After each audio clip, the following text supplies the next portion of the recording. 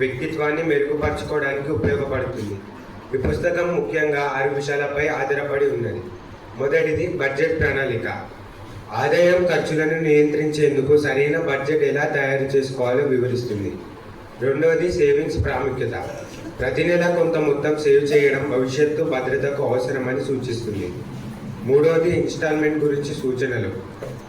పొదుపు ఎంచుకోవడంపై మార్గదర్శనం. అవసరం లేని ఖర్చులను తగ్గించడం ద్వారా ఆర్థిక స్థిరత్వం సాధ్యమని చెబుతుంది. ఐదవది ఆర్థిక లక్ష్యాలు. చిన్న పెద్ద ఆర్థిక లక్ష్యాలను ఏర్పరచుకొని వాటిని సాధించే విధానం వివరించబడింది. ఆరవది డబ్బు విలువలపై అవగాహన. డబ్బు సంపాదించడం కంటే దాన్ని సరిగ్గా వినియోగించడం ముఖ్యమని పుస్తకం చెబుతుంది. ఈ పుస్తకంలోని ముఖ్య అంశాలు: చిన్న పొదుపు పెద్ద భవిష్యత్తు. ప్రతి చిన్న మొత్తం కూడా క్రమం తప్పకుండా సేవ్ చేస్తే అది భవిష్యత్తులో పెద్ద భద్రతగా మారుతుందని ప్రేరేపిస్తుంది. ఆర్థిక స్వాతంత్రం లక్ష్యంగా పెట్టుకోవడం.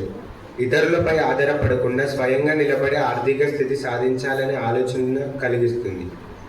ఖర్చు చేసే ముందు ఆలోచించడం.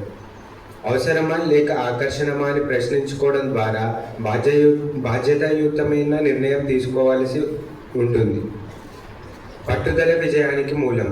సంపాదనలో పొదుపులో పెట్టుబడుల్లో నిరంతరం కృషి ఉంటేనే దీర్ఘకాలిక విజయం సాధ్యమని తెలియజేస్తుంది.